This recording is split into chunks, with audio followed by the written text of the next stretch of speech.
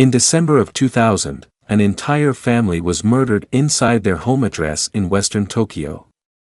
Despite leaving numerous clues behind at the crime scene, the killer has never been identified, with the police investigation continuing to this day.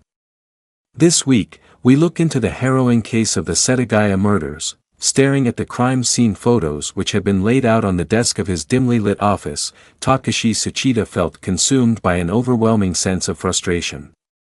It had been over a week since the elderly lady had discovered the bodies of her family, brutally slaughtered in their own home, and the police investigation thus far still had yet to identify a suspect for the crime.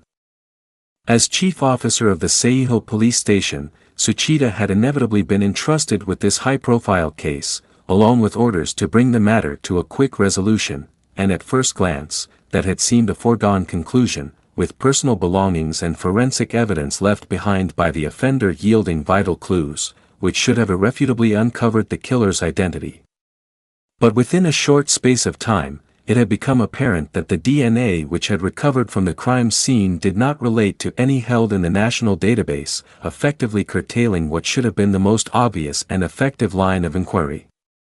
In the absence of this, his investigators had quite naturally fallen back on witness and surveillance evidence. Only to come to the realization that there was frustratingly little to go on. The killer had not been captured on any of the CCTV cameras which surrounded the premises, and what little witness testimony had been uncovered thus far had proven sorely lacking in any useful detail.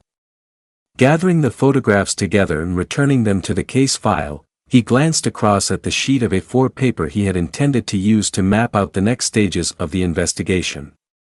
Apart from going further afield, beyond Japan's borders to inquire if the DNA evidence matched any records held in neighboring countries, the page remained dauntingly empty. A career investigator, Tsuchida had encountered few cases during his service which had affected him as much as this.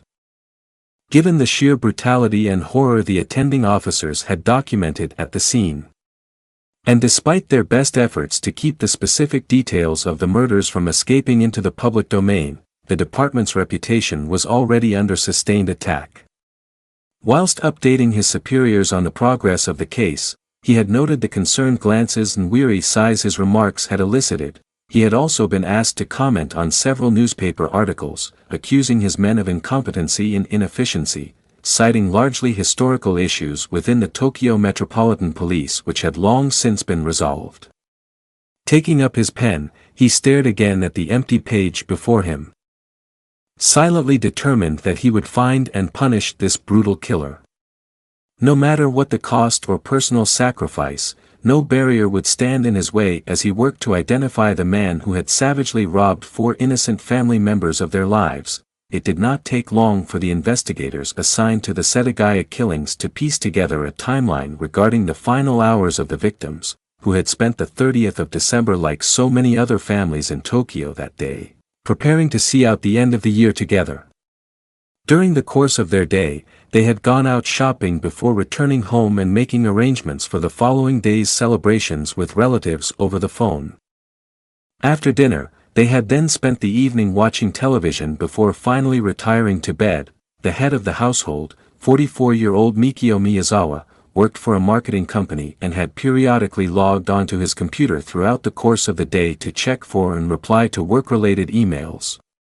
Whilst he did this, his wife Yasuko had entertained their 2 children, 8-year-old Nina and her little brother Rei.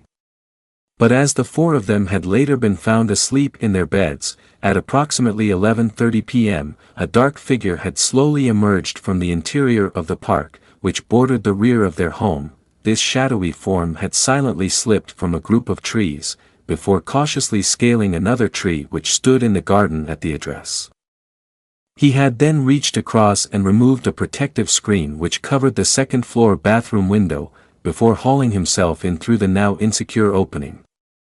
Once inside, the offender had walked into the nearest bedroom where 6-year-old Rei was asleep, before strangling the boy to death with his bare hands. This horrendous act must have caused some level of disturbance, as it immediately brought Mikio running upstairs from the first floor, where he had been sleeping.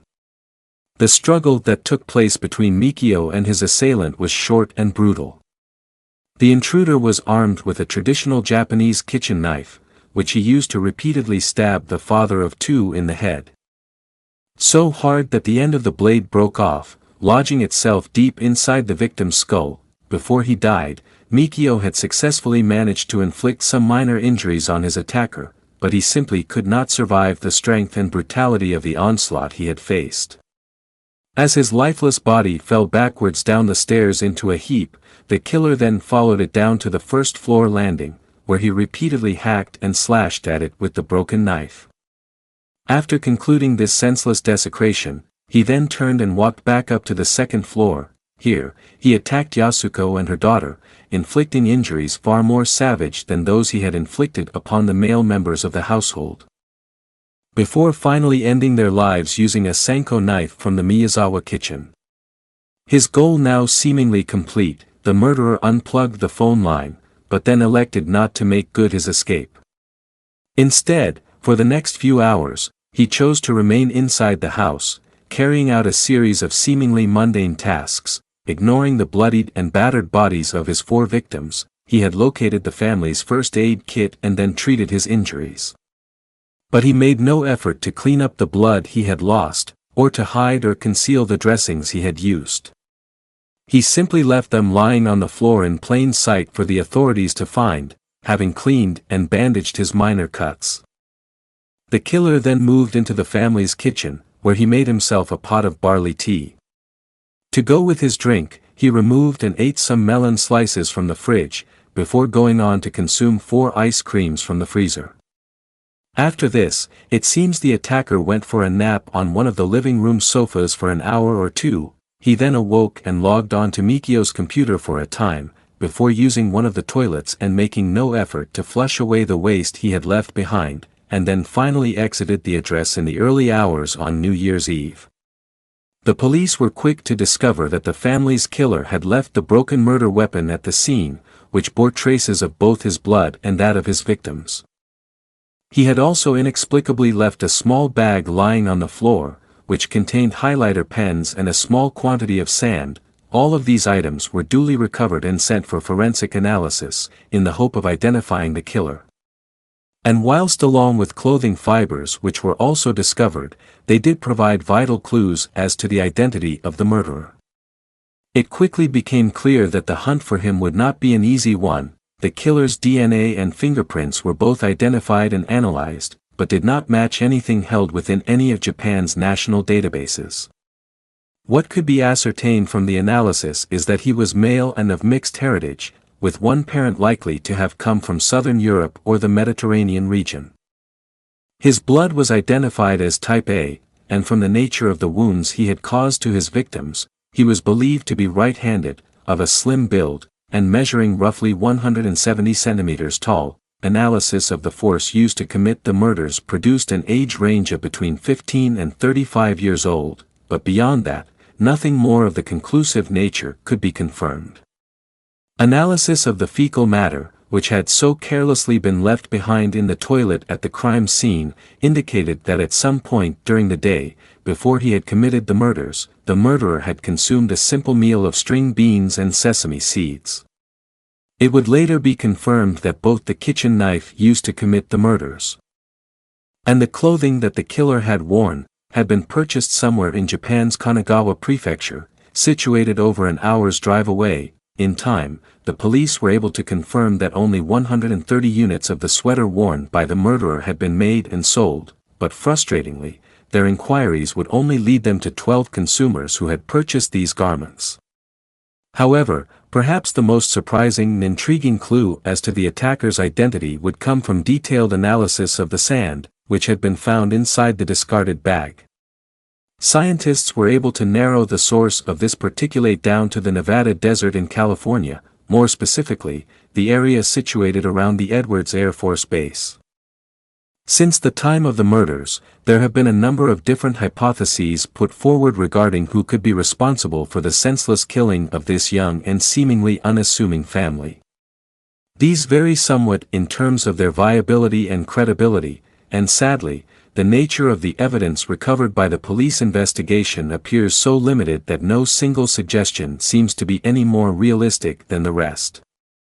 Perhaps the most prevailing hypothesis suggests that the family fell victim to a stalker or sexual predator. The apparent discrepancy in the level of injury caused to the female members when compared to that of their male counterparts has led some psychologists to suggest that the killer likely possessed a pathological hatred of women. Others have suggested that the extreme violence that was used against the family as a whole is more indicative of a crime of passion. Potentially, this was a man who was completely obsessed with Yasuko Miyazawa, or conceivably an associate of the family who believed they had been wronged or dishonored by them at some point in the past, but investigations into known sexual predators and crimes which have occurred since the slayings, as well as inquiries with friends and extended family of the victims, have not produced anything to escalate either of these theories beyond mere speculation. If the Miyazawa family were perhaps guilty of some past misdemeanor, then it has yet to be uncovered. Looking outside of the family and its history, another popular theory is that the killer may have been a migrant or drifter. The location, like many other houses in Japan, was located a short walk from a transportation hub, causing some to believe that the killer was traveling around the country via its extensive rail network. This chilling hypothesis is worryingly similar to that of the man from the train, which we have previously covered. It is believed by some that a man named Paul Mueller was responsible for a series of killings in the southwestern United States at the close of the 1800s. Including the infamous Villisca Axe murders, he would allegedly travel by train through isolated rural areas in search of casual labor, before breaking into family homes and killing the occupants using their own tools. Since the 1980s, Japan has seen an influx of immigration from neighboring Asian countries. In addition, the country has also developed an issue surrounding drifters. The 1990s were a time of serious financial instability in Japan, with many workers becoming unemployed or experiencing severe losses. Some of these people have never fully recovered from this, and have elected never to re-engage with the society that they feel so badly failed them. Rather than someone associated with the Miyazawa family. Is it possible that their targeting was instead completely random? That their house was picked because it was the first one that the killer had encountered as he had left the adjoining park, or that he had seen them out shopping and decided to follow them home on an impulse? A similar theory involves the presence of the sand recovered from the bag left at the scene, which potentially links him to Edwards Air Force Base. This has led some commentators to assert that the murderer was one of the 50,000 U.S. military personnel stationed in Japan at the time. Sadly, American servicemen and contractors have regularly been involved in high-profile crimes in the country, prompting national outrage and a demand for their removal. Were this to be the case, this theory would also comfortably explain the mixed DNA profile recovered from the killer. But perhaps the most reaching theories about the murders pertain to the open space situated behind the family home. There have been suggestions that the Miyazawas had been offered up to 100 million yen to move, so that the authorities could demolish their house along with others in order to expand the park. There is also a rumor that in the weeks leading up to his death, Mikio had been involved in some form of altercation with a gang at the local skateboard park. Some believe that this may have led to either a biker or street gang murdering him and his family as a result of his disrespect. At the time of writing, the Tokyo Metropolitan Police are still believed to have a task force of 35 officers assigned to solving the mystery the Miyazawa family murders.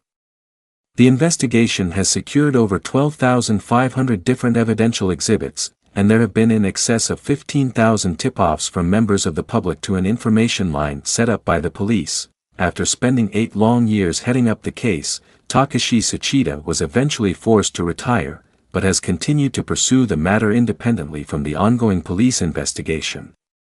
After 20 years of the police conducting an annual service of remembrance at the crime scene, it has recently been announced that the building will now be torn down due to the structural damage that has naturally occurred through neglect and lack of maintenance. Although the Miyazawa family home will soon be lost, sufficient detail and evidence from inside it has been suitably preserved, in the hope that the man responsible for the crimes which took place will one day be identified and brought to justice. Our hearts go out to the relatives of the Miyazawa family. May their loved ones rest in peace.